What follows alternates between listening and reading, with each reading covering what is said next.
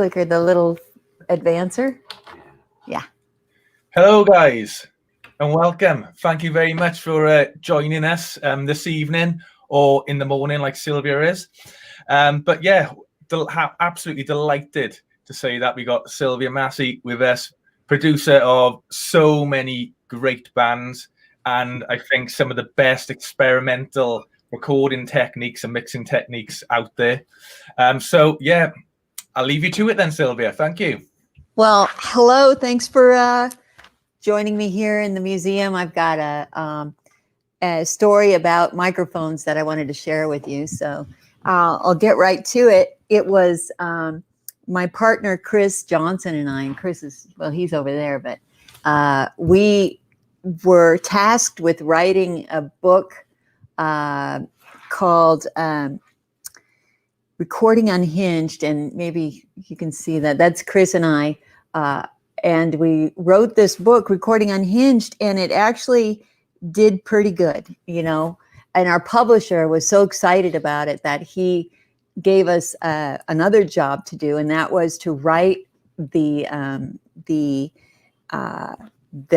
encyclopedia of vintage microphones. And I'm kind of I feel like I know a lot about vintage microphones because I've been recording for so long and I've tried a lot of different things.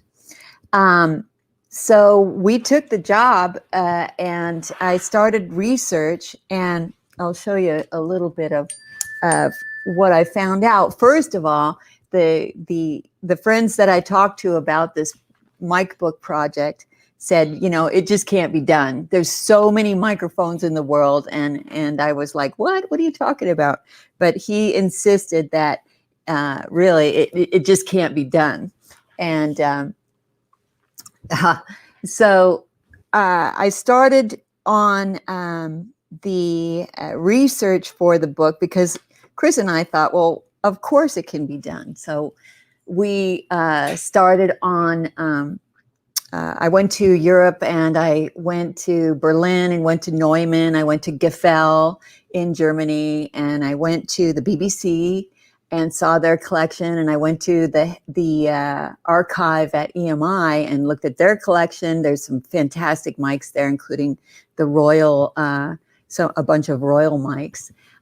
And so I was collecting all this information, and Chris said, hey, why don't you go up to this old museum in Milwaukee, which is in the heartland of the US. And he said that there was an old fella out there that had a museum, a microphone museum. And we did some research on him, and his name was Bob Paquette. And this was his museum. And I went there and I was blown away because there were so many microphones. And a lot of microphones that I knew nothing about. So I wasn't quite prepared for what I found. And I told Bob, I said, I'll be back. I'll bring my camera equipment. I want to photograph your entire collection, over 2,000 microphones in it. So, but before I could get back up to the museum, unfortunately, Bob, he was an elderly gentleman, he passed away. And so it was a little awkward for me to want to go back in there and photograph the collection. But I did start conversations with the family, and they asked me to help them find a buyer for the entire museum. And so I went about that. There's a few microphone collectors that I know in the US that I thought might be interested. So I contacted all of them, and ultimately there were no buyers for this incredible microphone museum. So in fact, Chris went out there to meet everyone at the museum, and he managed to make a deal for us to buy the museum, which is kind of mind-blowing because, you know, I just never even thought about starting a museum or having a museum, but I do love microphones. So, and I had met Bob, and he was a wonderful old gentleman. And so we bought it. Holy cow, we bought this thing. Chris loaded it into 2 semi trucks, and we brought it to our place. Now this is the collection at at my studio here in Ashland, Oregon, and you can see. I'll show you right now. I'm actually sitting in the studio with all these microphones. Let me see if I can get this to show you what I've got here. Well, here's the collection of mics on this wall. There's also a bunch of other gear that was part of the museum, and so I pretty much live in a microphone museum now. It's awful fun, so I have learned so much more about microphones now, and I continue to learn about microphones. So I want to share some of these things with you from the Paquette collection, and we can talk about mics or anything else at the end of this little presentation. Maybe you've got questions about mics or anything else. Be sure and start thinking about those questions now, and we'll get to it. So anyway, let's start with the history of microphones. And one thing that you probably know about is that Alexander Graham Bell basically was the inventor of the original microphone, which was the liquid transmitter. And I have a replica of one right here. This is the liquid transmitter that Alexander Graham Bell built. And this is the one that was used in the demonstration that was so historic, where he called Watson from the other room with using this, and you talk into the top of it. It's got a cone. Let me see if I can get a better view of this here. Yeah, let's use this camera over here. Here it is. Yeah, there we go. So you can see that it has a cone, and then there's a little thimble full of acid and a little needle that dangles inside that thimble.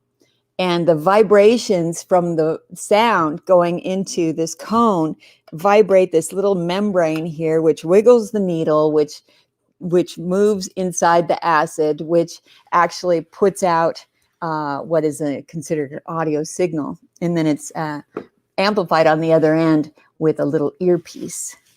So that was the first microphone. And things changed really quickly right after that. So the next type of microphone that was made, because this liquid transmitter wasn't actually very good. So people went about changing the design right away and patenting what they could before Edison got everything, because Edison was kind of a patent hog at the time. But so the next style of microphone was the carbon, and carbons are actually still used today. And you'll recognize this guy here. Let me show you.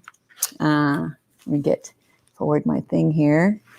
I've got many cameras going at the same time. Okay, so the carbon microphone was basically built and designed by this fellow, David Edward Hughes. And David Edward Hughes built this thing right here. And this is the first carbon microphone. This is an actual original, but you can see inside, it's just got this weird stick. It looks like it's empty. When I first opened this up, took it out of the box, I was like, well, what is this? It looks like someone took all the guts out of it. But in fact, Chris says, no, that's the microphone right there. And how it works is that there's and I have another version of it here. Let me grab it. This is a demonstration version, but you can see right here, this little pencil is a carbon, it's called a carbon pencil, or it's a stick, basically. It's a burnt stick that's suspended between two posts, and then those are wired off into to be powered by a battery, a 6-volt battery. And then there's a little earpiece within the circuit that you're able to hear what is spoken into this microphone. So you actually talk into it like this, right? Or the actual microphone here. There's our carbon pencil. You would talk into the front here and it would vibrate that little pencil. And then between these two posts, there was a wire that was in line with a 6-volt battery and then an earpiece. I think that there's an etching of that whole apparatus here. Let me see if I can forward into it so you can see it. So here it is. So you can see this lady is sitting at the table and she's got that funny carbon pencil microphone there, and she's listening to the sound. And on the table in front of her are 3 little cups, and that actually is the battery, the 6 volts that's needed to complete the circuit. So what an unusual thing, right? That a burnt stick is basically a microphone. So, and I plugged this in on a session and I had a singer do some vocals with it and it works. So, yeah, strangely enough, that works. But things were still changing. This is in the 20s thing. That actually, the date of this guy, this is 1878, 2 years after Alexander Graham Bell made the liquid transmitter. So things were happening really quickly in the late 1800s. There were several other inventors who were working on different projects. The next improvement was to make the carbon of that pencil, instead of a hard item like that stick, it was granulated, and then that became the really common carbon microphone of the teens and 20s. And I have one of those set here, and you'll recognize what that looks like. This is a granulated carbon microphone, and it's oftentimes you'll see these suspended in a ring. Let me take a different look at that here. So yeah, so you can see it's suspended in the ring, but inside here is a tiny carbon button that's filled with granulated carbon. And these were very popular. And let me show you another version of that. This is a Marconi microphone here. Here it is. Marconi made this. Which camera am I on now? Oh, here we go. So Marconi in London made this type of carbon microphone, and this one has kind of a whole little layer of carbon in it in a marble case, and they're really beautiful and sturdy. But the carbon would get sticky, so you'd have to shake these things every once in a while to get it to go. But this carbon microphone was extremely popular in the 20s. And let me move over to show you what that looks like. So here's a diagram of that carbon microphone with the marble case. There was a fellow who actually designed that marble microphone, and what mic is that? Okay, hang on. I've got here we go. All right. So the fellow who designed this marble type case was a German named Rees, and in Rees's laboratory was a very young engineer named George Neumann. So Neumann actually on a weekend when Rees was out of the laboratory, Neumann was the guy who invented this marble-based granulated carbon microphone. So this is basically the first Neumann mic. Isn't that cool? But George went on to create his own company. Obviously, the Neumann company has some of the finest microphones in the world, even today.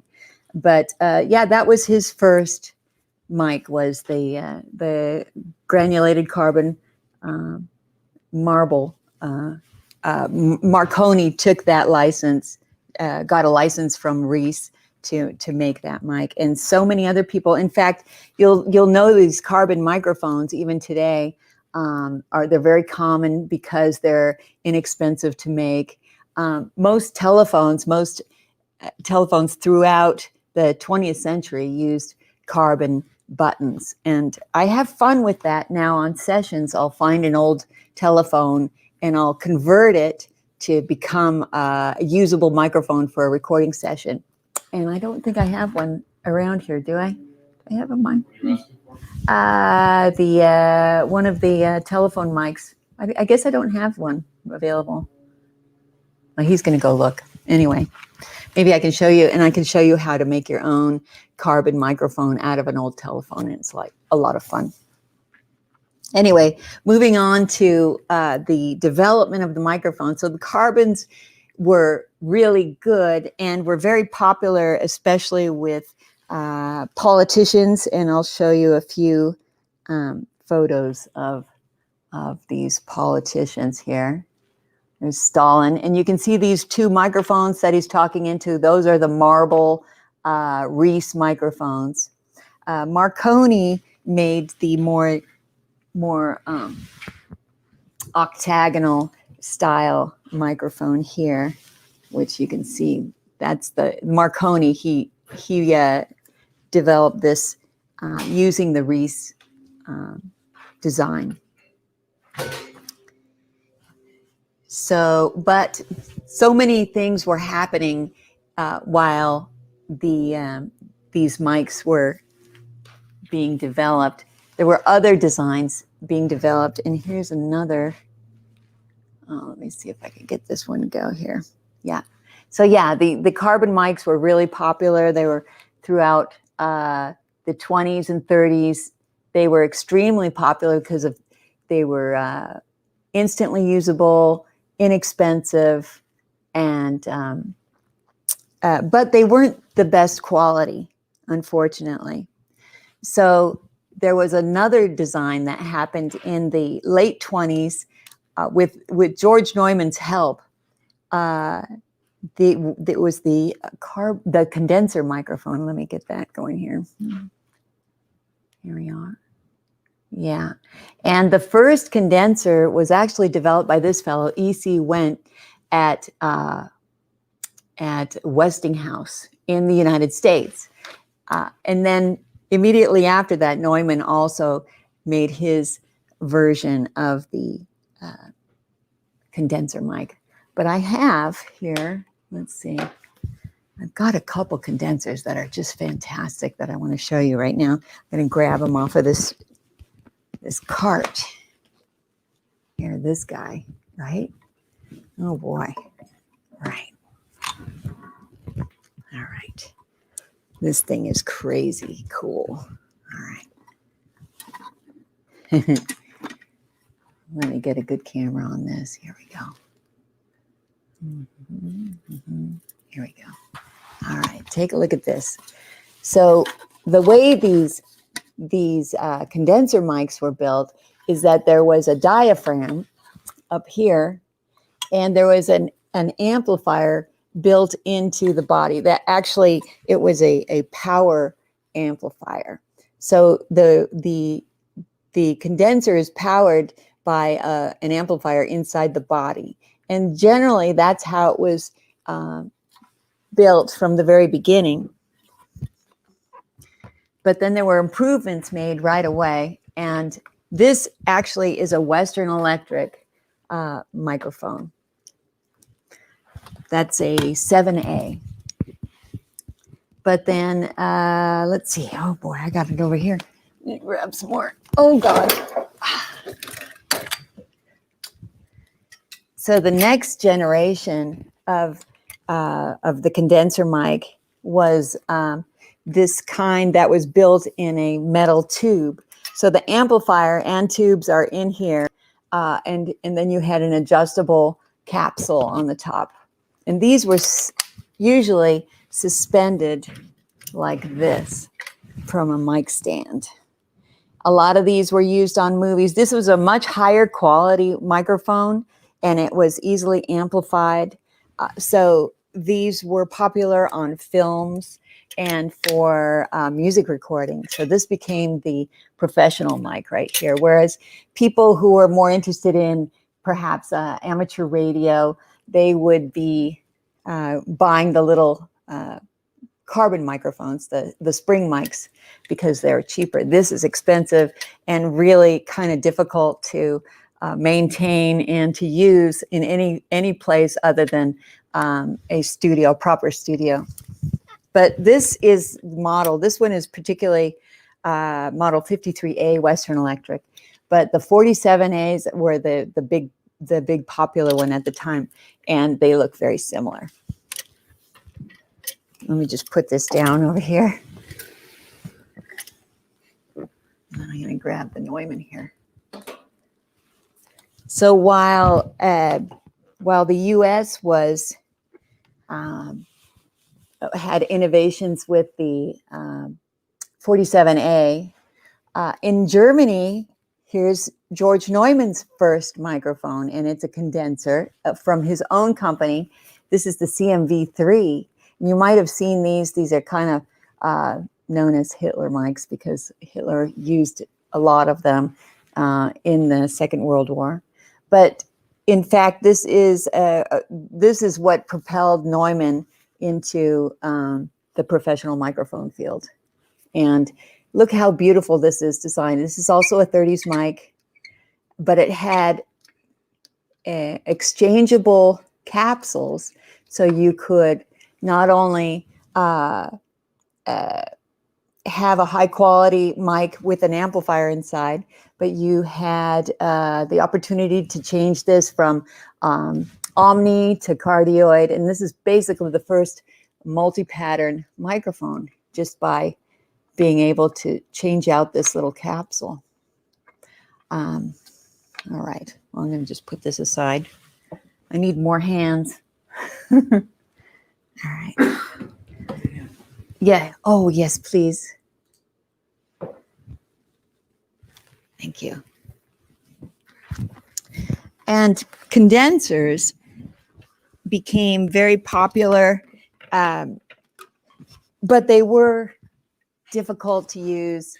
And so right away, there was a lot of work done in miniaturizing the condenser mic so it could be used easily in other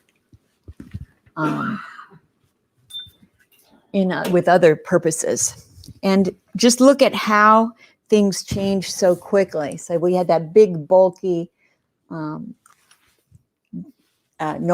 and the big bulky Western Electric 47A. Well, right away, Western Electric started miniaturizing, and just as soon as the tubes were miniaturized, the case was able to be much smaller too. So this is an advancement from Western Electric, and this is the 640 AA. This was in the late 30s, early 40s is when this came in, and this was, you know, groundbreaking because we had a small capsule and miniature tubes in here. But yeah, these capsules were really beautiful, and the recordings were fantastic from these 640 AAs. And then the bodies continued to get smaller and smaller. This was the next generation of the 640 AA from Western Electric, also with that same capsule, but you can see that the body just got much smaller. Now this is much closer to what we know of today. For instance, here's a Shure mic. This is the modern condenser, basically. There's also, you know, like U47s, the Neumanns, and so many more. End address, these end address mics are like the KM54s. You know, Neumann made some beautiful end address condenser mics, still does too. Let's see where I am in the little presentation here. Hang on a second. Yeah, right. Okay. So yeah, well, here, this is pretty interesting. Here's a view of Churchill with you can see that he's got the Western Electric 7A condenser on a stand there, and he's also got one of those Marconi microphones, the marble carbon microphone there too. And there were some other fantastic condenser mics like this one, and we actually have one of these, and I don't have it available easily. Where is that guy? I might just go grab it. No, anyway, that's another, that's a General Electric mic there with Amelia Earhart. And, oh, here we go. Here's the Neumanns. And you can see the CMB3 there. Along with you can see the Reese marble mics there too, the carbons. But so many things were happening at the same time in the 30s. It was an incredible time for developing microphone technology. So the next mic that I wanted to show you the history of is the dynamic. And that was, in fact, built by a British engineer, and his name was Captain Round. And let me show you his photo here. There we go. There's Captain Round. Captain Round worked for Marconi, and he developed the first dynamic mic, which was for the royal family, actually, for King George V. And that microphone you can see here in this photo, it's that big box on the table there. And it was, they called it the Round Sykes was what they called it. It was Captain Round worked with Sykes in the lab at Marconi to build this amazing mic, of which we have one in our collection, but it's so heavy that I can't even bring it over. It's just massive. It's a giant magnet. But I did see the original Royal microphones, the Round Syke microphones, when I went to the EMI archive, and I saw the original Royal mics there. Oh boy, it was so exciting to see. And you can see that big box, you take it off, and underneath it is this unusual, very heavy magnetic mic. But when you put the silver case on it, that's what it looks like. That is silver filigree case. Holy cow. This is what it actually looks like underneath that case. And this is our mic that we have in our collection it's right over there, but it's just too darn heavy to bring up. So, but things changed really quickly on those dynamics too. And the next generation of dynamic mic was also made by Western Electric, and it was the very, very popular 618A or 618B. And I'll show you that. I've got one here.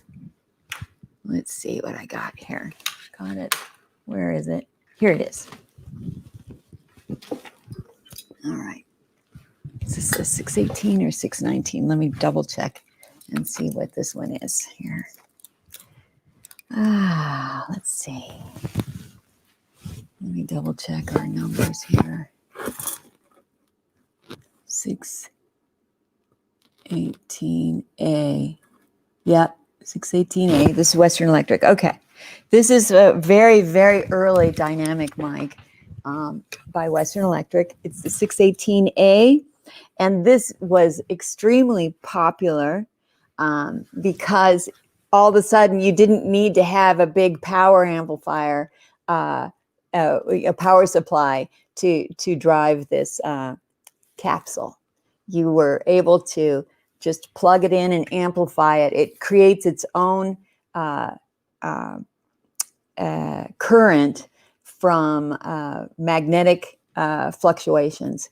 So it's got a big magnet in it, and then the magnetic field fluctuates with sound, and that creates a charge that is translated into a microphone signal. 618As were extremely popular, and you'll see President Roosevelt here using several of these mics. They were extremely popular in the 30s, and they replaced the carbons for the most part because they were also inexpensive, and they're impervious to weather, basically, and they're relatively inexpensive.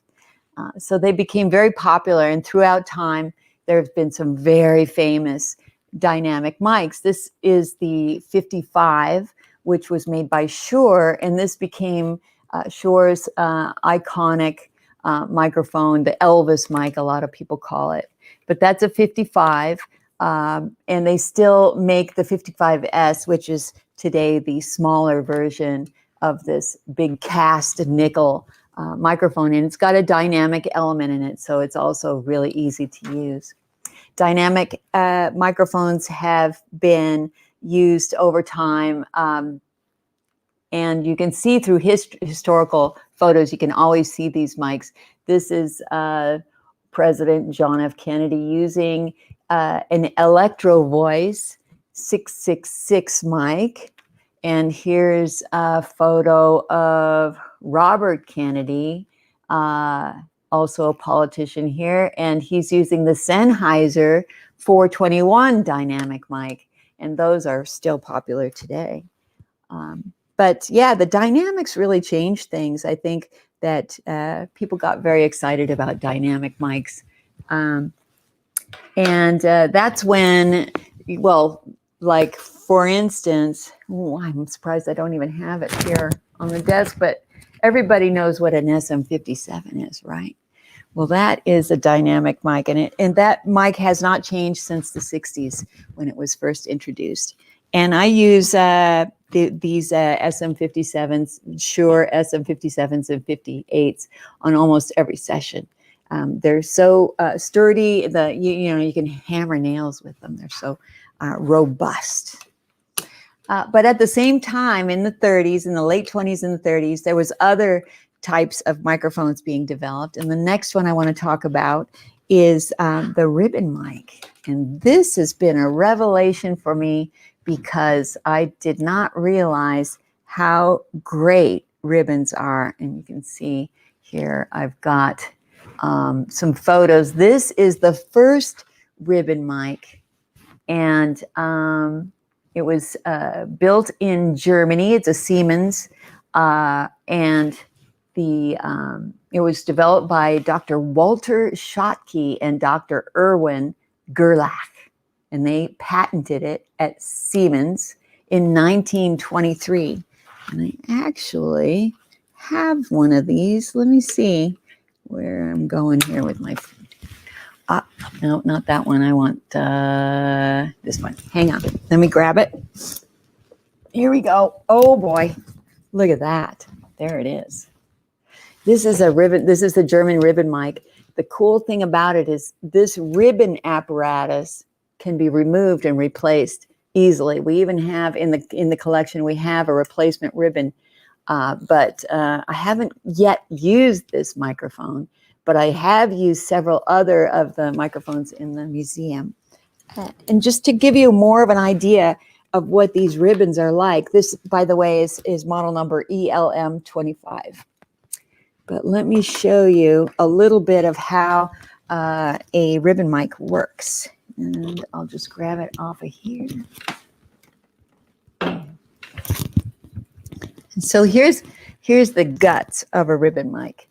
And honestly, the apparatus is much like a dynamic mic in that it has a magnet, and then instead of a diaphragm, it has a very thin piece of corrugated aluminum, which is basically picks up the sound. It's velocity sensitive.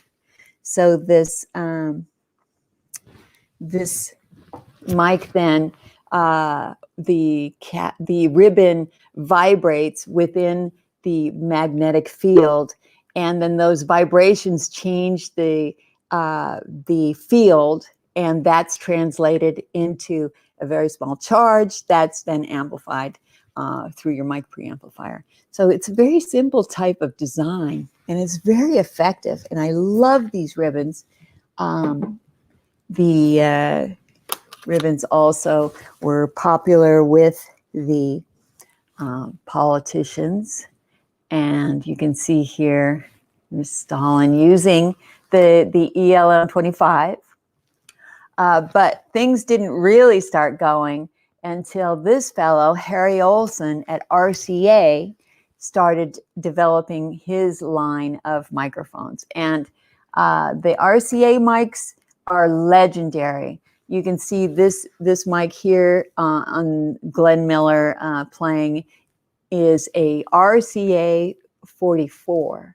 And the RCA 44 is so iconic. You'll find it in so many old photos, films, and they were used all the time. Oh, yes, bring that. Okay, Chris is having me, handing me this mic, and let me show you this to you. All right, this right here.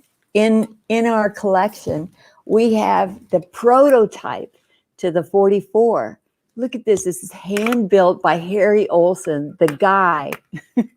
And it has a microphone element in it, and it works today. So this was his test mic in developing the RCA 44. I'm going to actually plug this in and see if I can make this work, because it is wired up with an XLR.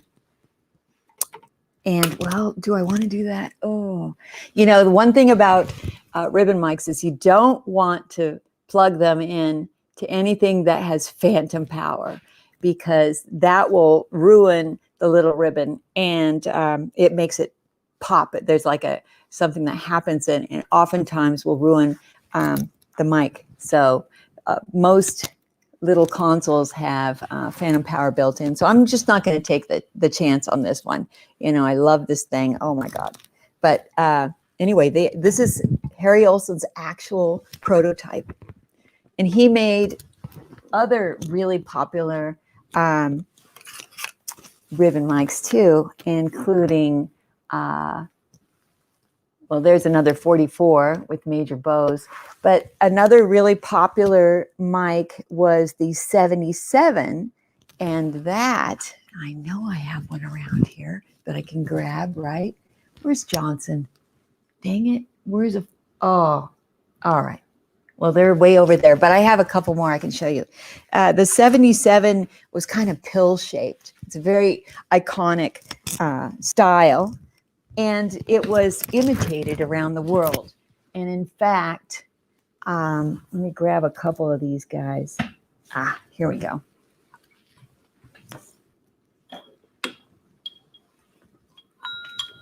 All right. So these are ribbon mics. These are both Russian, actually. They're made by Octava. This is a ML16, ML16, ML17. Beautiful mics, and they actually sound really good. But I won't plug them in because I don't want to pop those ribbons, and I know that my little console that I'm using for this broadcast has phantom power, so we won't risk it on these. These are also really precious and vintage from the 50s and 60s. So yeah, the Russians were really also following in the footsteps of the Americans and the Europeans in having popular modern technology for microphones. So they made these ribbons. And there's other microphones that you can find that are the Russian made are actually really good. Okay, and now I want to talk about another type of microphone, and this one just blew my mind. And let's see, where's my stuff? Okay, I need to get the clicker. Where is the clicker? Here it is. All right, let me show you what's happening next. All right, so there is another type of microphone called a crystal, and that was developed by these two fellows. This is a father and son team, Charles Francis Brush Sr. and Jr., and they had a laboratory in the basement of this old mansion in Cleveland, Ohio. And they found that if you took, you know what I need, Mr. Johnson? The piece of rock crystal. I think it's over there. Anyway, so they found out that if you take a piece of crystal, rock crystal, like quartz, and sliced it very, very thin. Oh, here it is. Good. All right. I've got one here. Take a look at this here. All right. Take a look at this. Here is the actual type of crystal. This is a Rochelle salt crystal, but they found out that if you take that crystal and slice it extremely thinly and then mounted it behind a diaphragm so that the diaphragm, and you can see on this diagram here, you can see the square is the crystal. And then the diaphragm has a little leg that comes out and presses on the corner of the crystal. And honest to goodness, when the diaphragm vibrates from sound, the crystal is bent. And when it's bent, it puts out a little charge. And that charge is actually translated into an audio signal. Crazy, right? Okay, we had the stick that we were yelling at, the carbon stick, and that was a microphone. Now we have rocks, and you yell at a rock, and then it becomes a microphone. Things are so crazy. But this is what it's made of.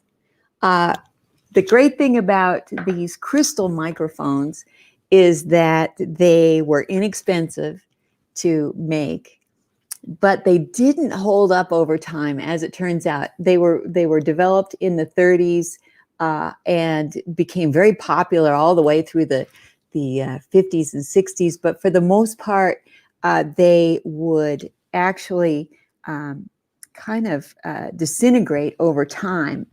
And you can see here let me see, here we go. You can see here, this is a crystal that has disintegrated over time and that it no longer works. So you can find these beautiful microphones, and many of them have incredibly beautiful cases that are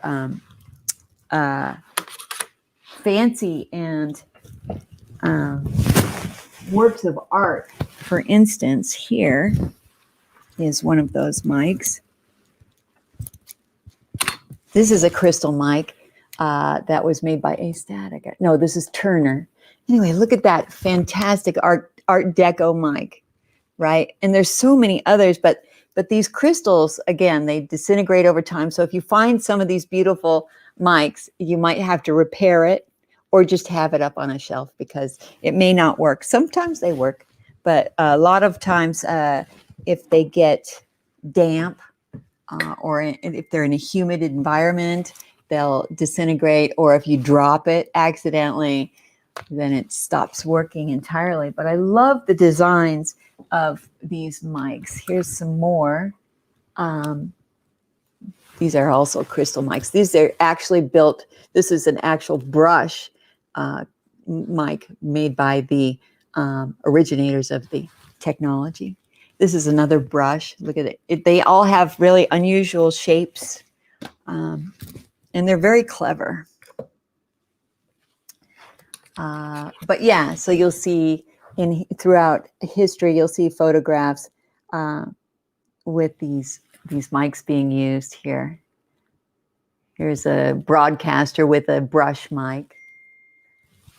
And so that's pretty much the overview of all the microphones that are have been developed over time.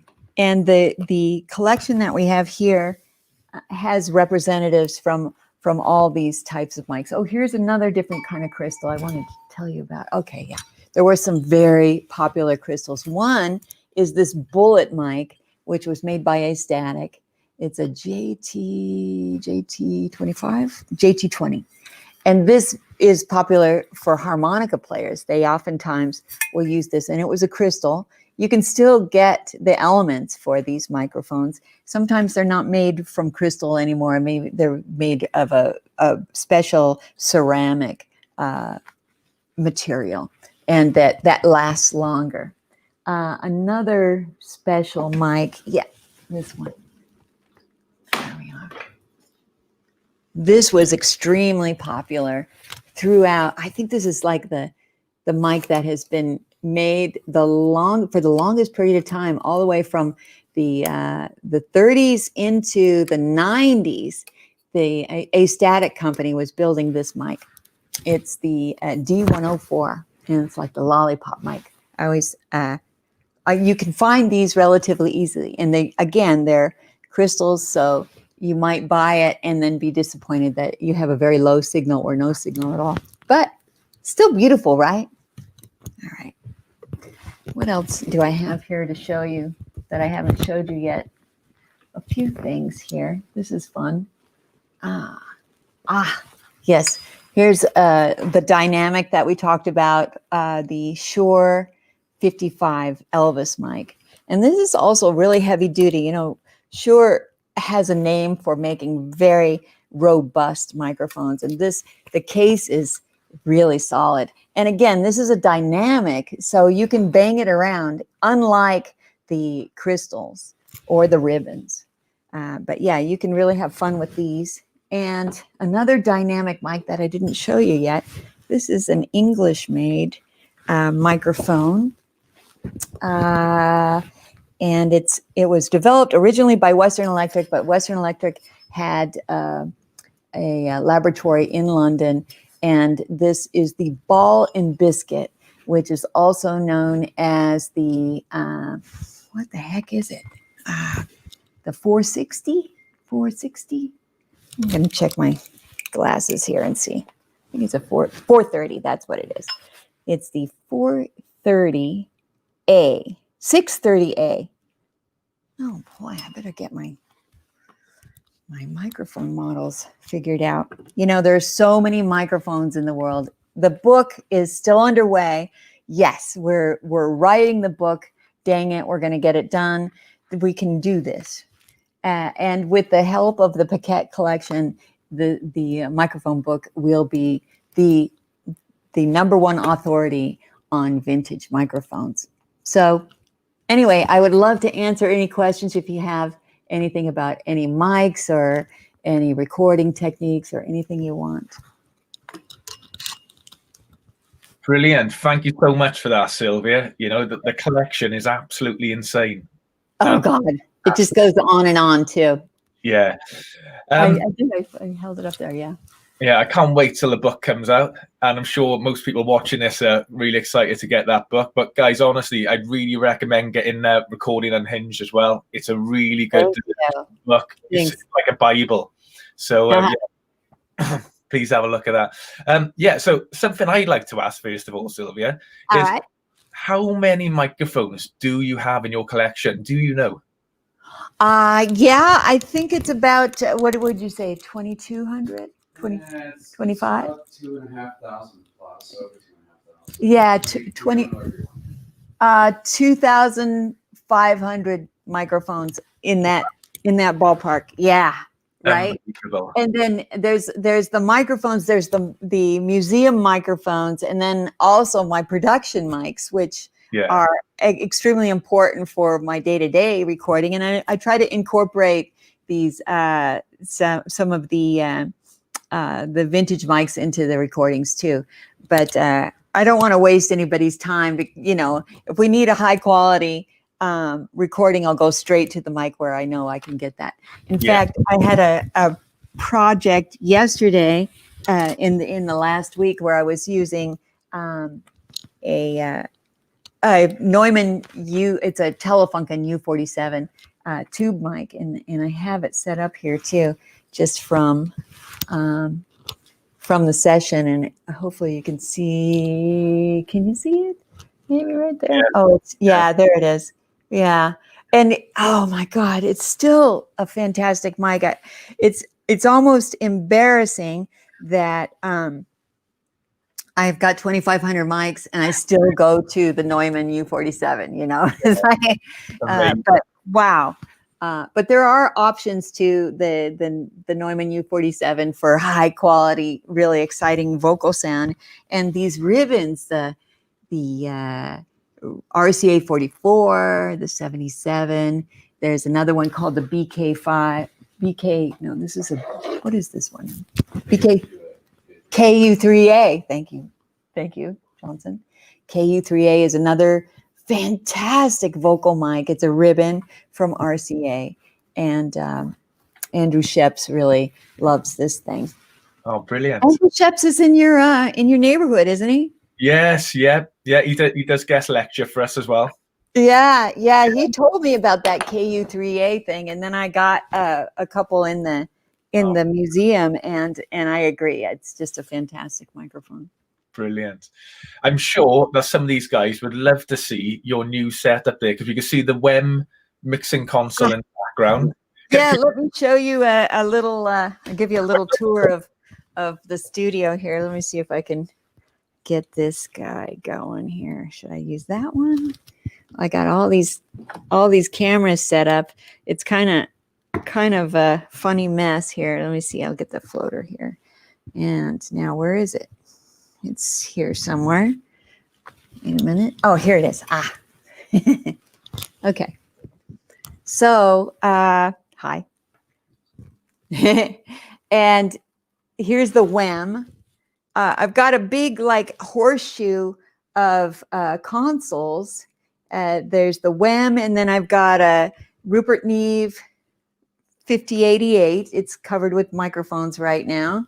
And then I got this massive Pro Tools rig with a giant screen, which I love.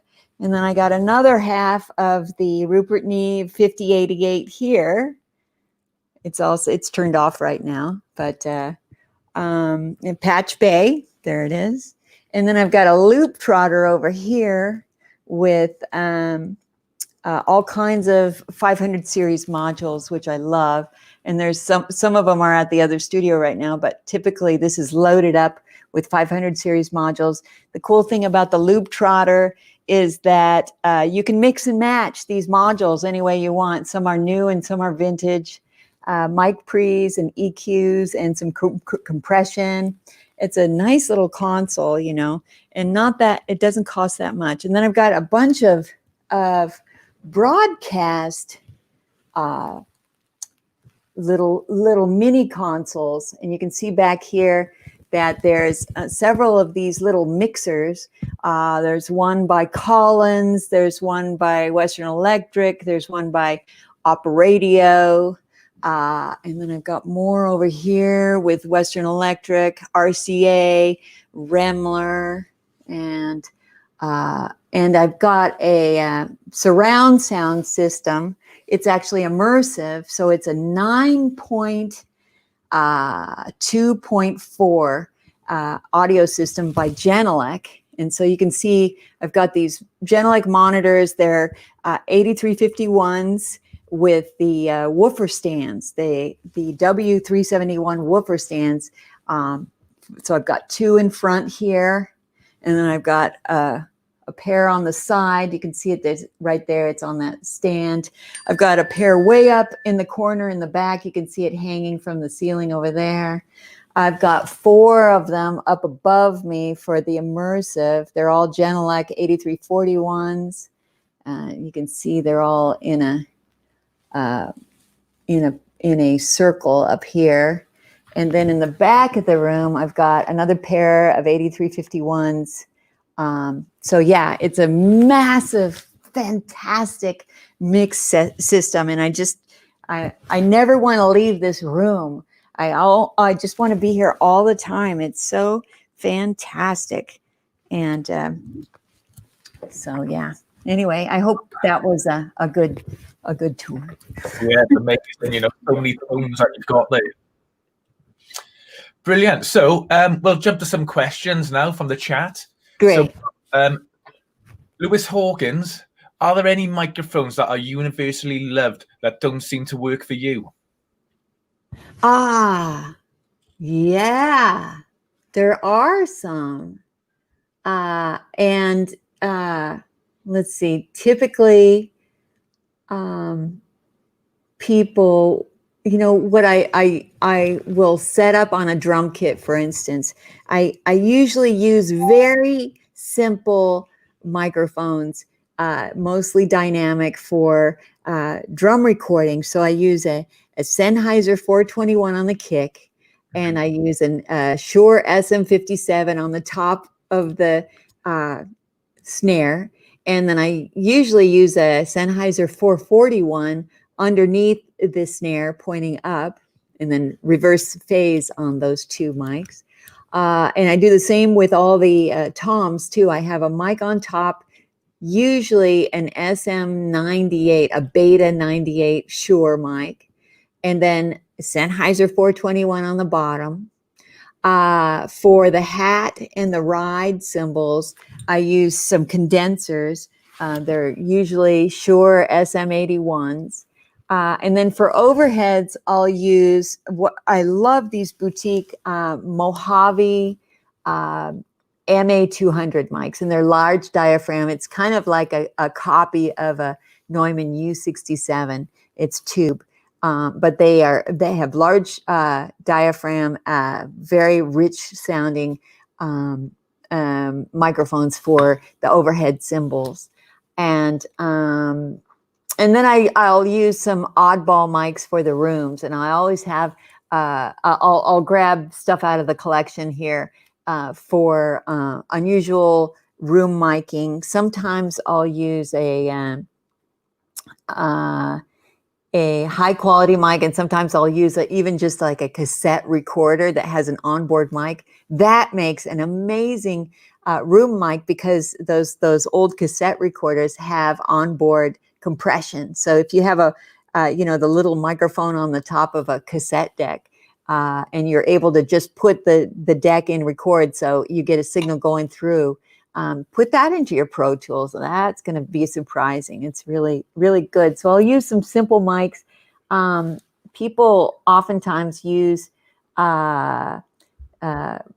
ribbons on, let's say, guitar cabinets. I generally don't use ribbons on guitar cabinets.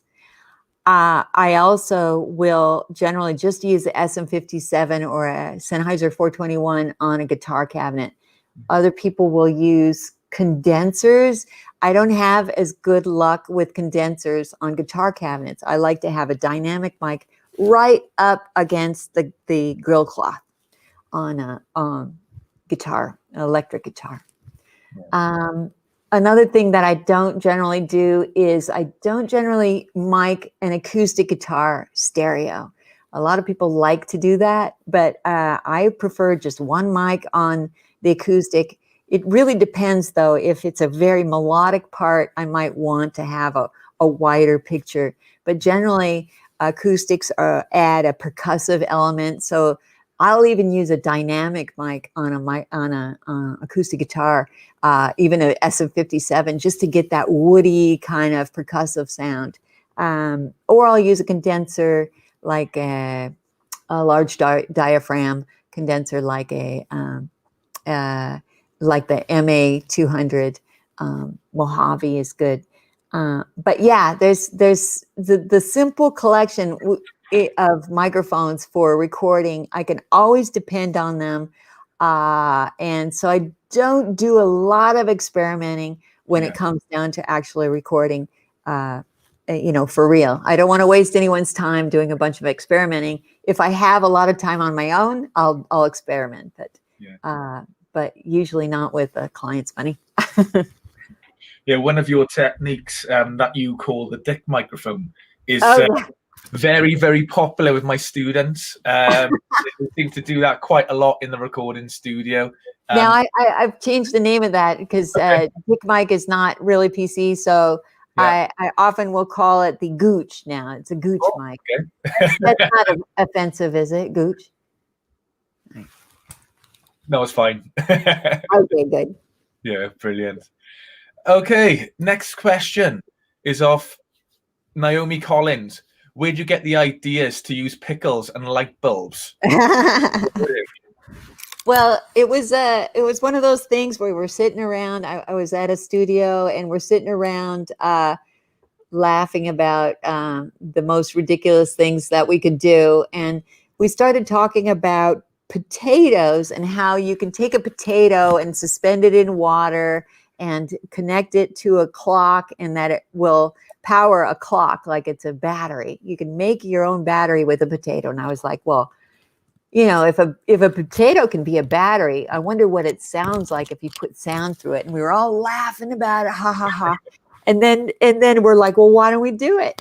So we set up a guitar amp, and I put a Marshall amplifier into a speaker, and then played the guitar through the amplifier. And then we took the output of the amplifier, and there, you know, a speaker cable that goes from the head to the speaker, and we cut that in half and then pulled apart the wires. So there's two wires going in a speaker cable, right? So we put in two potatoes, right? The positive potato and the negative potato. And we tried to get it to work, and it immediately smoked the Marshall.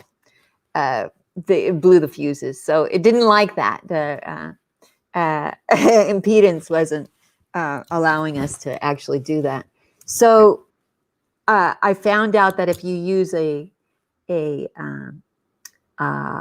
solid state amplifier, that it doesn't complain nearly as much like that. So it won't blow up, and it won't, well, sometimes it will, but for the most part, a transistor amplifier will be able to handle this kind of thing.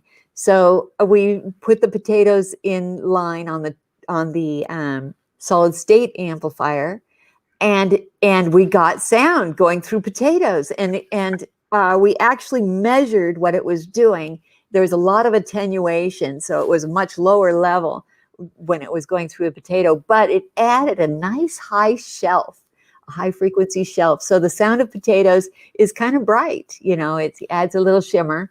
So potatoes are okay for that. But then we thought, well, let's get deep with this. Let's try other things. So I got a sausage, a hot dog, and we put it in. We put a positive sausage and a negative sausage, and then I found out, well, meat is a much better conductor, so it didn't have as much attenuation. I know this whole thing just sounds ridiculous, but here we go. But it was flat, so it didn't add any high, it didn't add any low. It was just kind of a flat EQ curve on the sausage. However, as soon as we used a cheese sausage, oh my God, something happened. It was like, why does cheese sausage sound so much better? Well, it turns out that cheese sausage, well, it's about the cheese, really. The salty cheese is a great conductor, and when you put a speaker signal through the cheese, just forget the sausage, just go for the cheese, go directly to cheese and put your guitar signal through the cheese, and oh my God, it's the best, like blues tone. It's amazing. It's better than a pedal.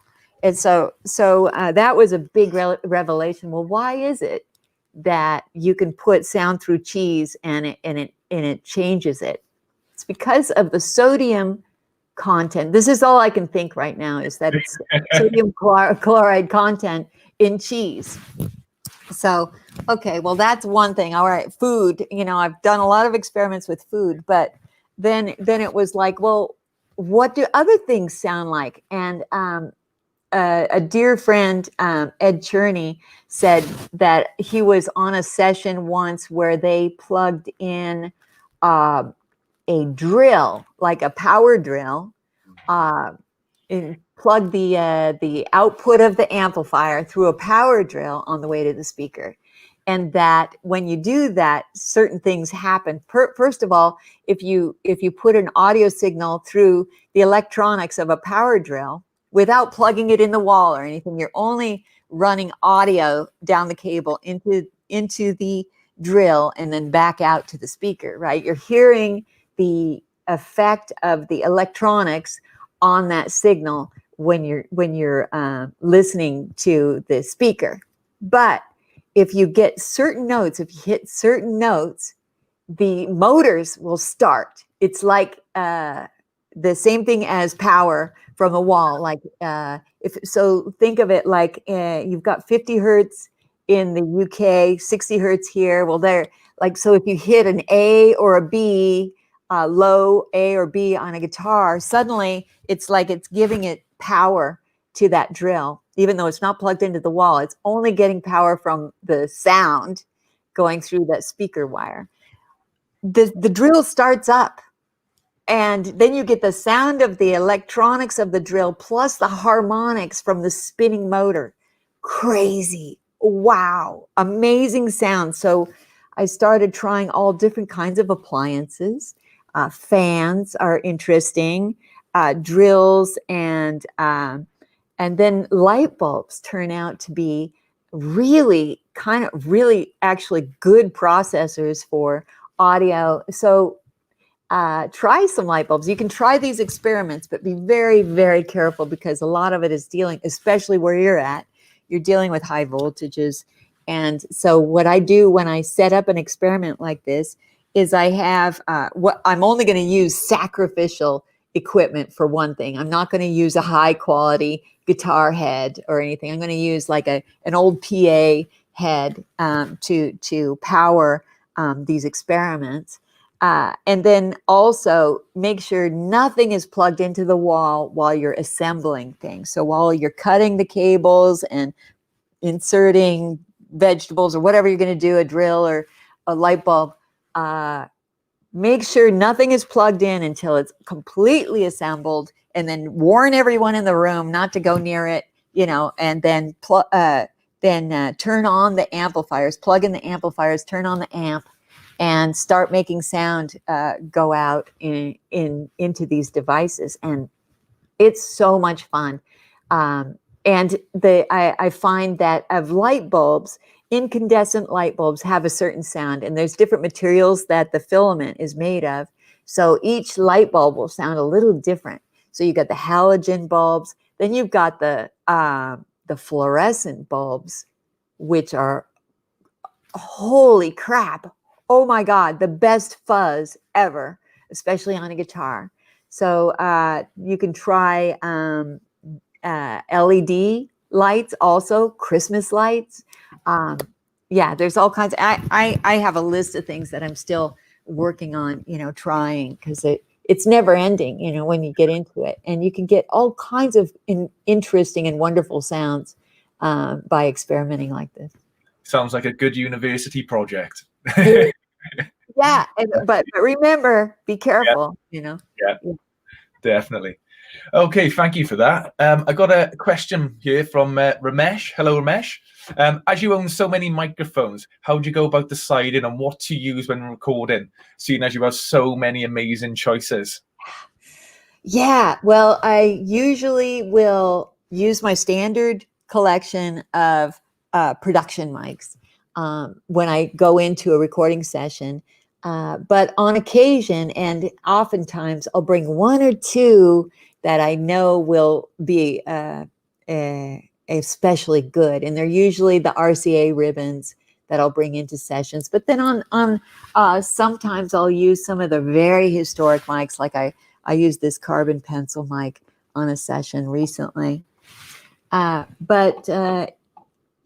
I mean, for one thing, this collection is vast, and I have yet to find connectors for a lot of these mics. I would like to try to use them, but so far it's a big project trying to find connectors. Like for instance, this Western Electric here has this giant Mongo cable connector on it, and I'm not going to cut it and replace it with an XLR, but I do have to find a special adapter for that to use it. So that's keeping me from using a lot of these mics so far. But I plan on being the crazy mic lady forever, so Yeah. I'll get around to it. I'll get around to hearing all of them. Brilliant. Okay, I like this question. What is the oldest mic you've used on a hit record? Oh, on a hit record. Wow. Oh, well, it's not a hit yet, but it's going to be a hit. I've been working with Taylor Hawkins on, and he's the drummer for the Foo Fighters. And in his session, I brought in a whole bunch of vintage mics. What I did is I mic'd up his drum kit twice. One with my standard production mics, and then the whole thing again with vintage mics, only vintage mics. And the big surprise there was the shotgun mics. And they're from the 30s, and I'm gonna grab one. Can I? Actually, I'm going to just move this camera so you can see it. It's on a stand and it's very close, but it's so giant that I really can't bring it over here. So I'm going to grab this guy. Hello. All right. So if you see over here, I've got a forest of microphones, and let me see if I can actually zoom in so you can see that bundle of pipes there. It's that is a 1930s Western Electric. It's actually a 618 microphone, a dynamic microphone with a bundle of tubes on it that are all tuned to different frequencies. So it is an amazing microphone, and I used it on the drums on Taylor, and it was a big surprise. It was very useful. Another thing that was so amazing on this, the record's not out yet, but it's amazing, a hit record for sure, is this I gotta go get it. You know what, if you don't mind, I'm going to run over to a drawer and get this thing out of there, because it's so great. It's a spy microphone from the Cold War. It's a East German spy microphone. It's a watch, but in fact it's actually a microphone, spy mic. And hang on a second, I'm going to go run over and see if I can find it real quick. Are you okay with that? Okay, hang on. Oh God, I hope it's over here. Where is it?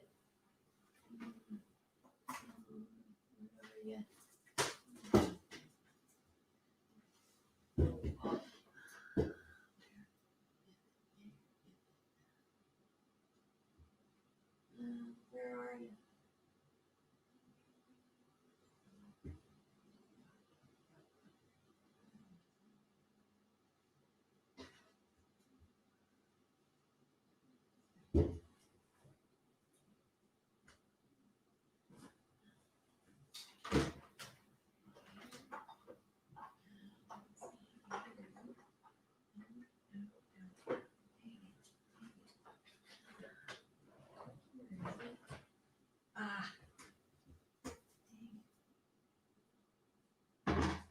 Hey Johnson! Hey Johnson!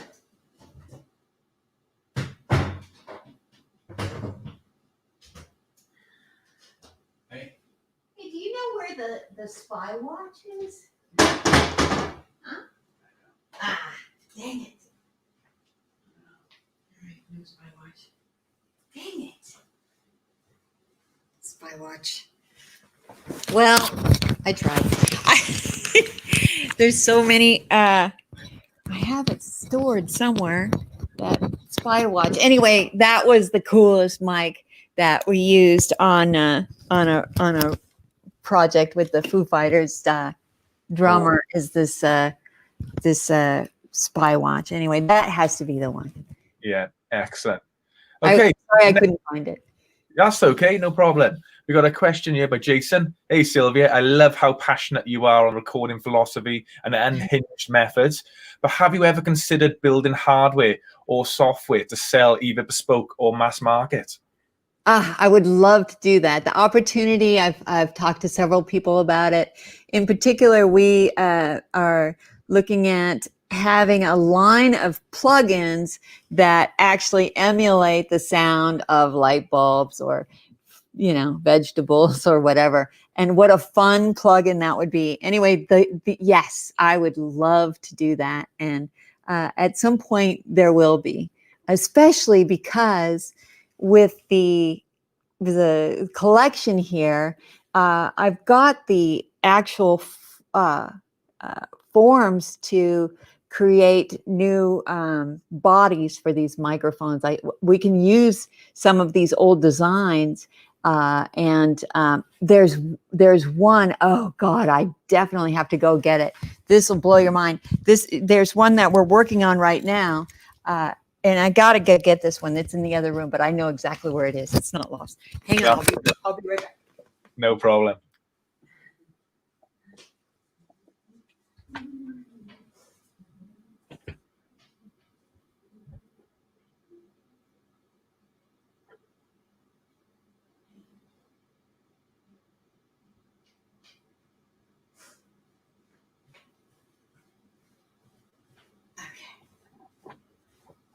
All right. Okay.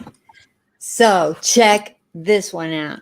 This was developed in the 1930s by General Electric, by a fellow named Thomas. Oh, here's my microphone so you can hear me.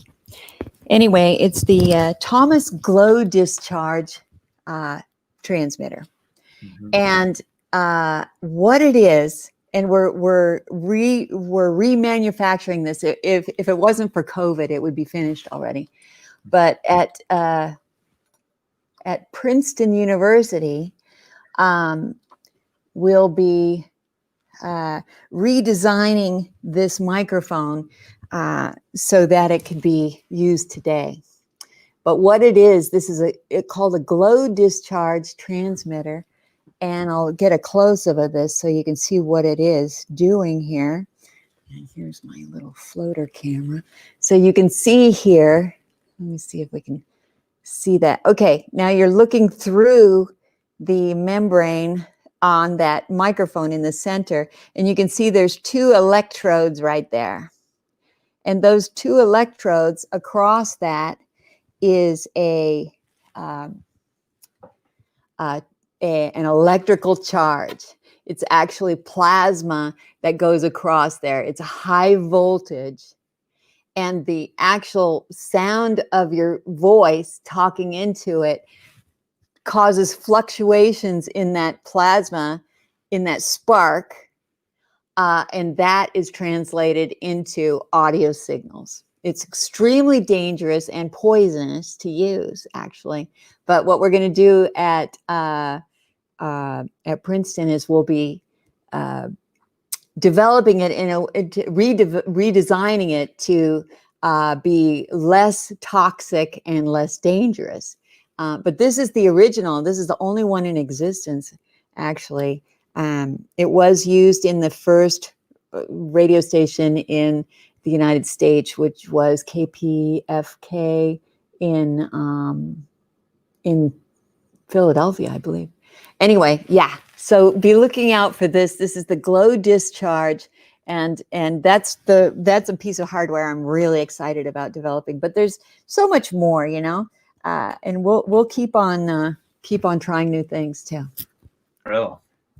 Okay, next question. I've got one from Pure Kate.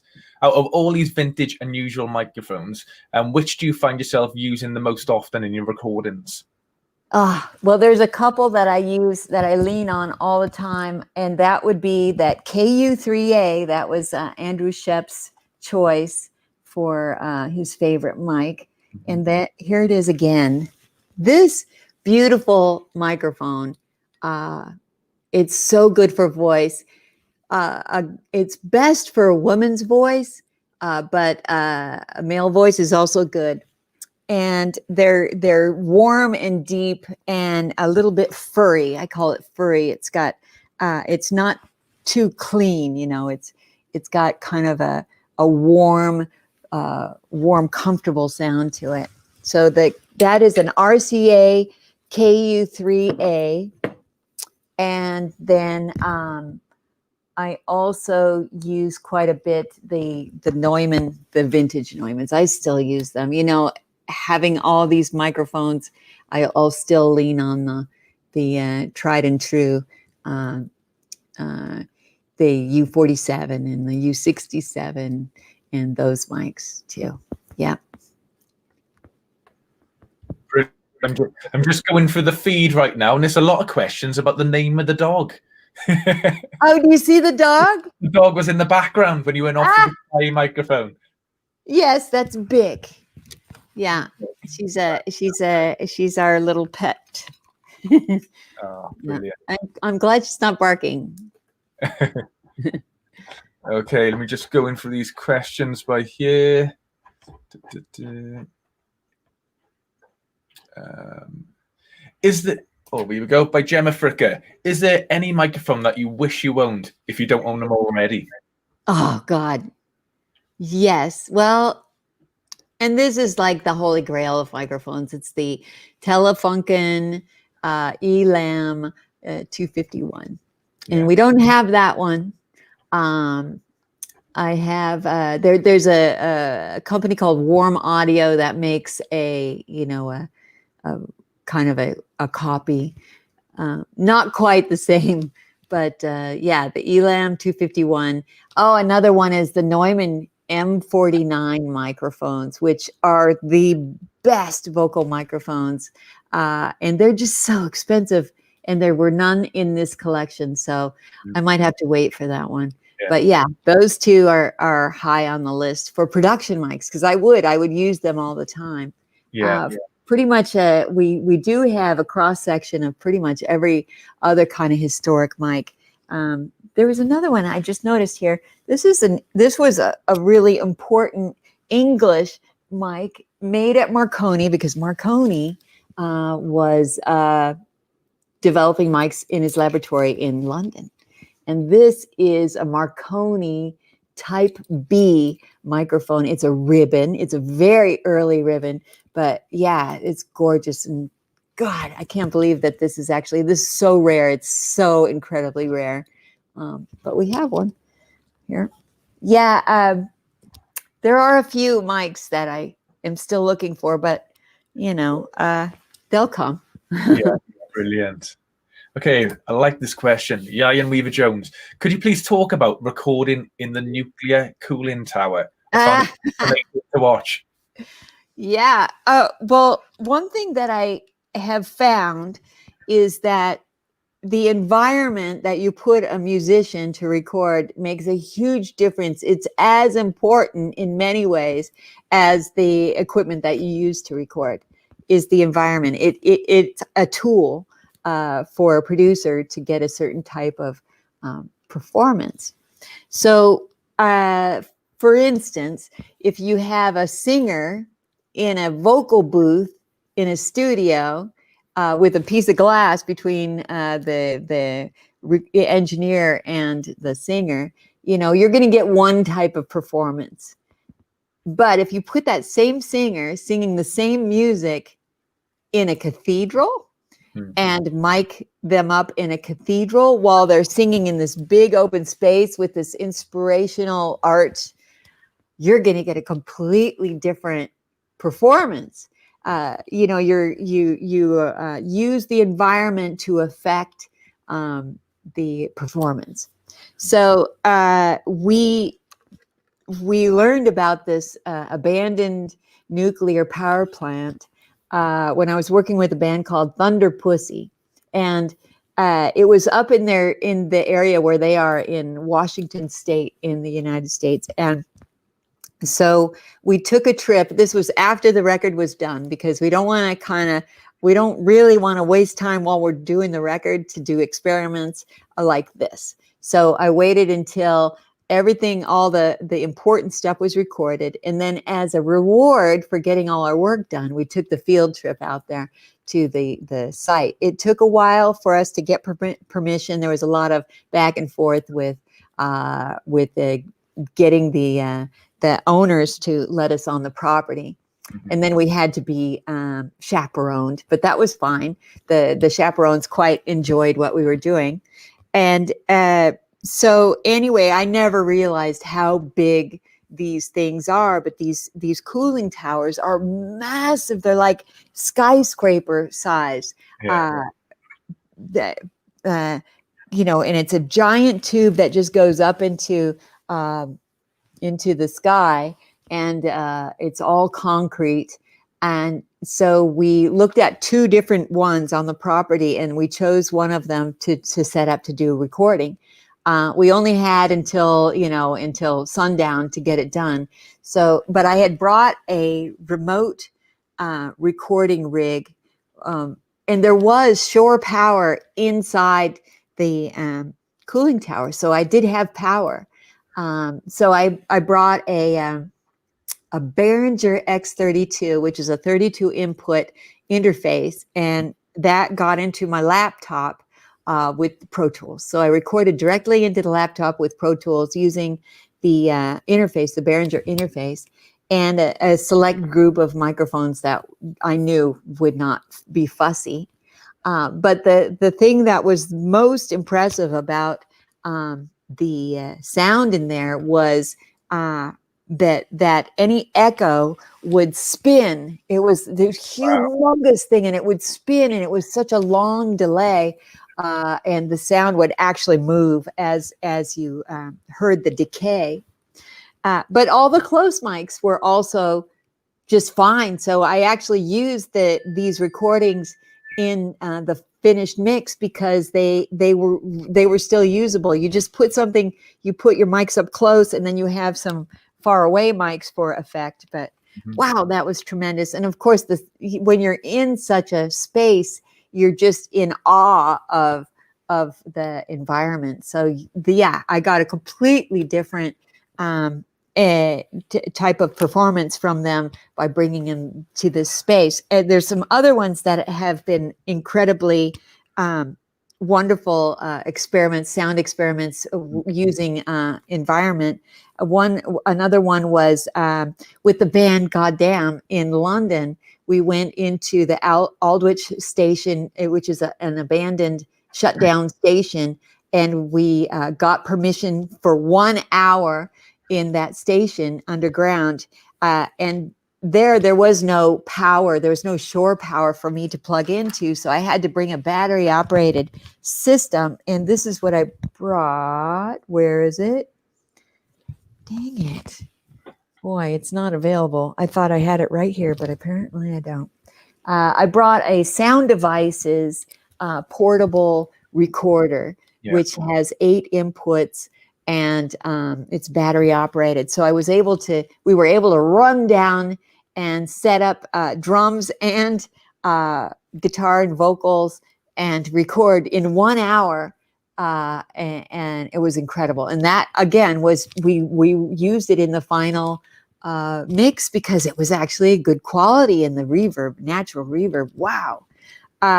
Another way of doing it is to use the space in a way to get a certain emotion out of an artist by making it cramped and uncomfortable. We took a band, there was a band called Spiritual Front, and we went into some Etruscan tombs in outside of Rome, and set up in this pitch black tomb with bats. I had to get rid of the bats, and then we just used flashlights, and then the Sound Devices recorder, and we recorded in there. And and there you get a completely different kind of performance because it's kind of, everyone feels like cold and clammy and hunched under because the roof is very low and it's all stone and creepy, way creepy. So that was a success there too. That performance was fantastic. There's all kinds of places when you start thinking about it.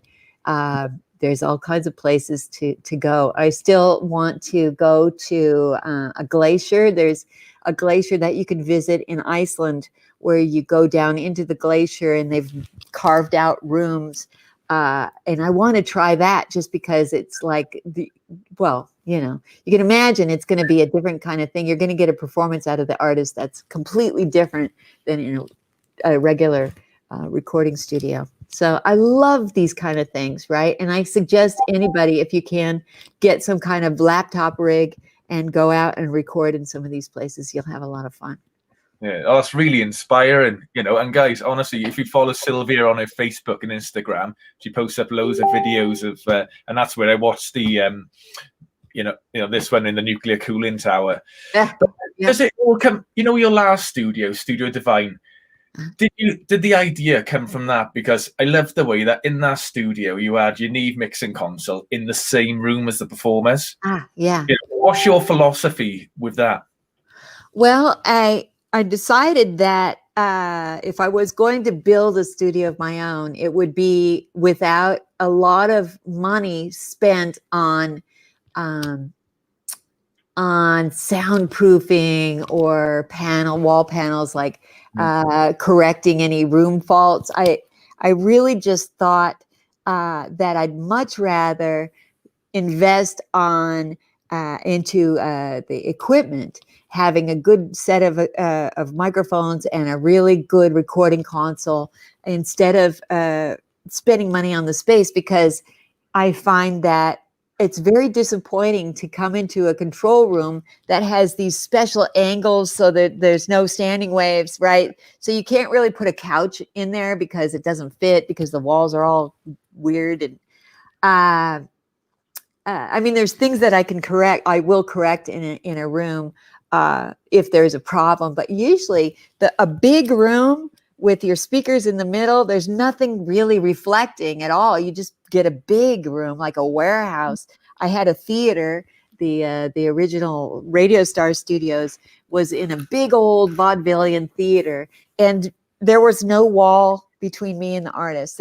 There's another great thing about that I think works well, and that's the communication that you have with the artist is immediate. There's nothing being hidden between you and them.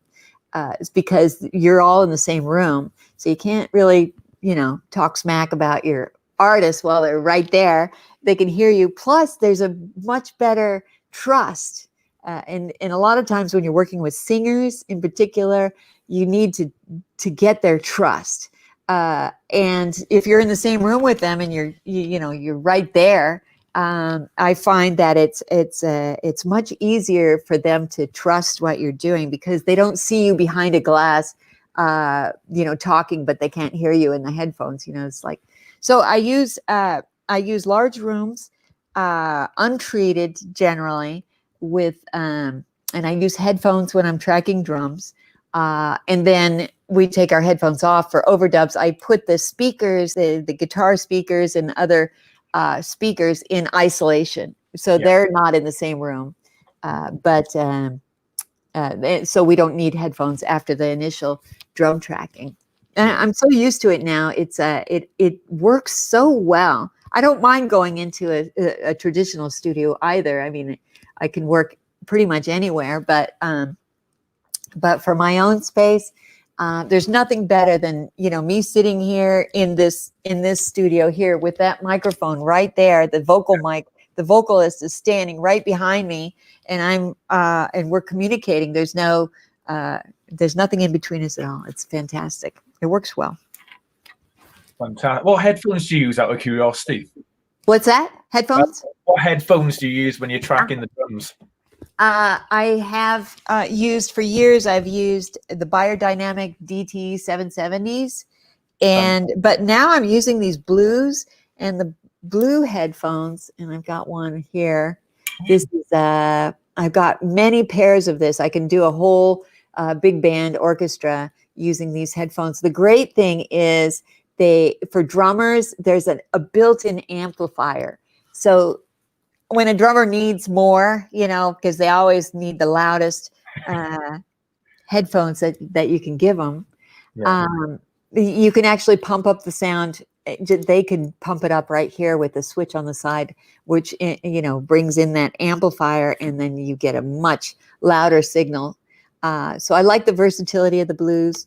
This is a MoFi. I think it's called a MoFi, but there's a new generation of blue mic that is excellent, and they work. Yeah, they're great and very adjustable.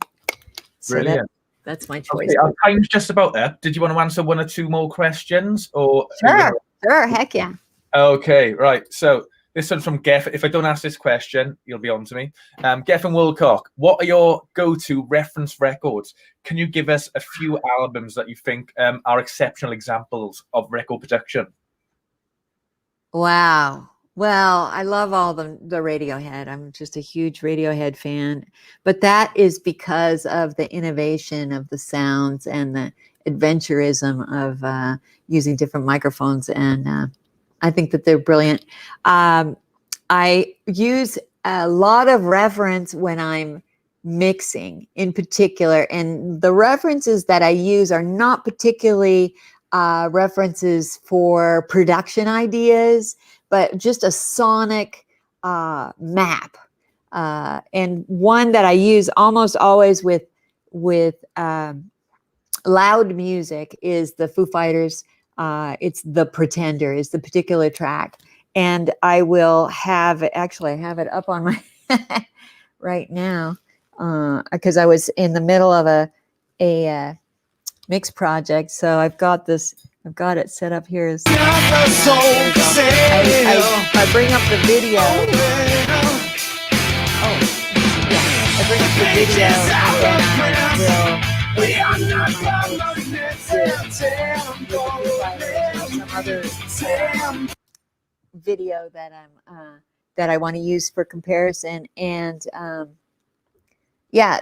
find that Pretender is always a surprise when I work on a mix. It's essential that I remind my ears what I'm competing against. So if I'm working on a piece of music, a rock track, and it's going to be on the same playlist as maybe a Foo Fighters, and then I'll use that Foo Fighters track to make sure that from one song to the other, they match in the spectrum of the sonic spectrum on that. So I'll check the high end, I'll check the low end, the bass level is essential for reference by listening to these things. So I do a pre-mastering. A lot of times I'll use a stereo bus EQ, either in the box or in the rack. I have a GML back here and a Soundtech in that rack over here. You can see it here, but you can see them down in the rack there. But then I also use in the box, I'll use a isotope ozone 8, I think is what I'm using right now for stereo bus compression and EQ. And that's the final finishing touch, is to do the reference listen using the isotope to dial in those final tweaks on the overall mix. Real. So just out of curiosity, what's your sort of mix approach? Where do you sort of start your mix, Sylvia? Yeah, and that's a whole other episode, right? Oh, because but I can go briefly into it. That I have a template that I use, and the way I split out the mix. So someone gives me a bunch of files that have, let's say, drums, guitars, bass, vocals, piano, or something like that, and then I'll use my template, which then I put all the tracks for the drums into one area of the template, all the tracks for bass into another. And each of these instrument groups then has a sum in the box. Yeah. So I route like all the drums into bus 1 and 2, and then bus 1 and 2 goes into an AUX input. And then I put on that an overall compression, overall EQ. So I don't have to have generally EQ on every single channel. Yeah. I use global EQs for each of these instruments. So the bass has a global, all the guitars, depending on the guitar parts, will have their own global EQ. Vocals, I have a whole set of effects that I use globally on the lead vocals, and then on the backing vocals is treated a little different. And if I keep everything separate and then take all those sums in my template and run those into compression and EQ, then that's my mastering, that's my pre-mastering.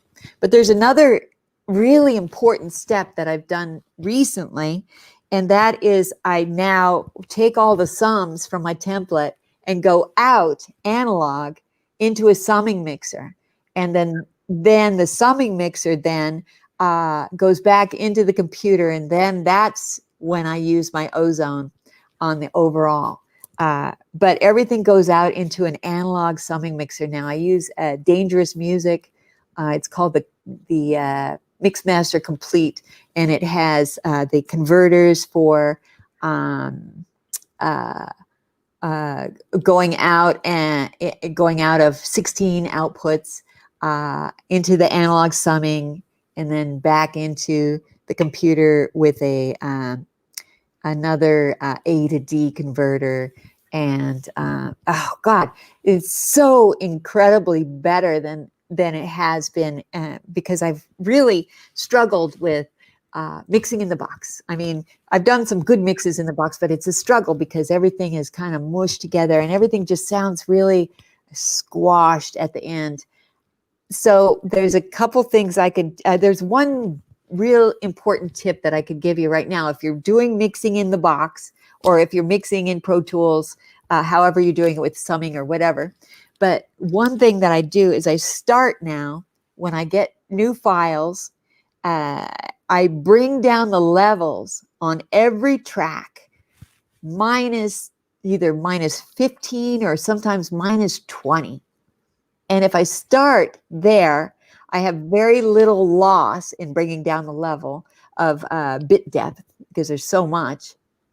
But there's so much more headroom for your mixes. So when I bring everything down, I start at minus 15 or even minus 20. And then as I build my mix, things come up a little hotter and a little hotter. But they never get to the point where everything is just crushed and struggling. And then I got to go and, readjust everything. I just start with everything much lower. That, I think, will be a big help for anyone who's doing in the box or Pro Tools mixes where you're going to go back into you're recording, digitally, and doing your mix digitally. It helps so much. I hope that made sense. Yeah, brilliant. Well, I think the mixing masterclass will be the next one, Sylvia. Yes, yeah. I think, maybe even possibly now after COVID when you come to visit us. Oh, yeah. God, I really want to come up there. And if I come up there, we got to go do some field recording with the group, right? Exactly. COVID will be done. I'll bring my my sound devices, and we'll get some microphones, and we'll go out and find some really special old dungeon or something to record in. Excellent stuff. Yeah. There's one more question by you, if you, Sylvia. Okay. Yeah. I think it's a really good question because we're getting more females coming onto the course and stuff, which is fantastic. Great. So this one's by one of my first year students, Naomi Collins.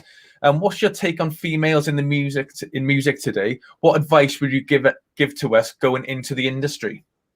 I do have some important things to say about that. I honestly have just kind of plowed ahead not really considering myself to be like a female producer. I'm just a producer. So I suggest that anyone getting into it, don't separate yourself, as a woman. Try not to separate yourself. You can't be easily offended because there's things that happen in the studio maybe you don't even want to know about, but don't be offended. If you're sensitive to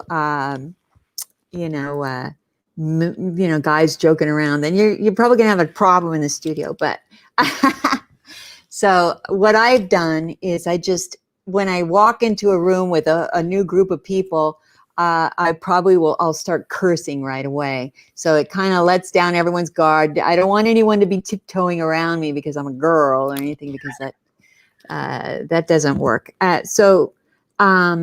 You just have to stick with it too. I understand why there's not so many women in the industry, and that's because it absorbs everything. Doing this type of work, you'll be in the studio, and if you love what you do, you want to be in it all in the studio all the time.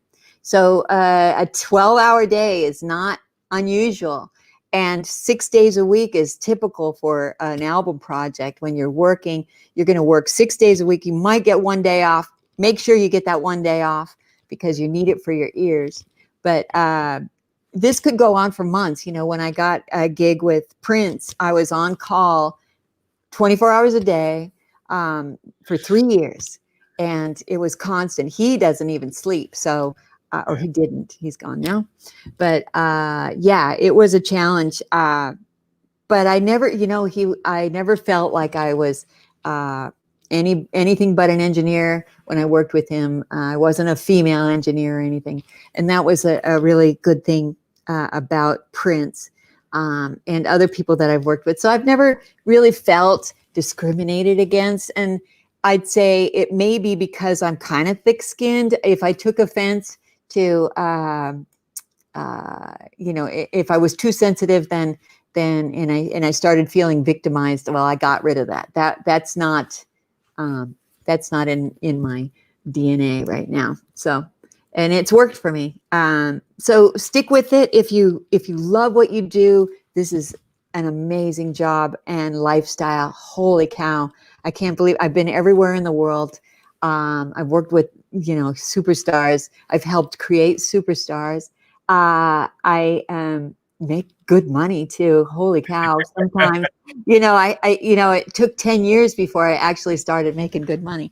But you don't want to get into this because you think you're going to make good money, or you're going to meet a rock star and, get married or something. But but yeah, so it's a great lifestyle, and I'm excited for everyone, the guys and the girls. It's a tough gig for anybody, but stick with it, and it'll pay off in many ways.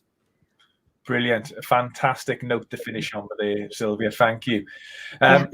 Thank you so much. I wish everyone could give you a little bit of a round of applause for that. I was so insightful. Well, of course. Vintage microphones. We're all super jealous. We want the mic. And your consoles, but no, honestly, it was fantastic hosting you today, and can't wait to see you in person in the future and stuff. So thank you. Yes, let's plan on it. I would love to come visit, and you've got a lot of castles up there, so we'll find some really good place to go and have a field trip. You know what else is Jodrell Bank? Do you know Jodrell Bank? No. It's a giant radio dish in the Midlands. Anyway, that might be a good field trip. Okay, interesting. Because I think we can get into it. If I get permission, we can go and record in the dish. Yeah. Definitely up for that. Okay, good. Okay, thanks, guys, for tuning in. We will have some more seminars coming up soon as well. I think we got Reed Shippen from Nashville doing a seminar for us in a couple of weeks. Great. Really cool Nashville producer. Produced loads of great hits. Dirk Bentley. Do you know Reed Shippen yourself? Yes, I do. Yeah, great guy. So thank you very much for that, guys, and we'll see you soon.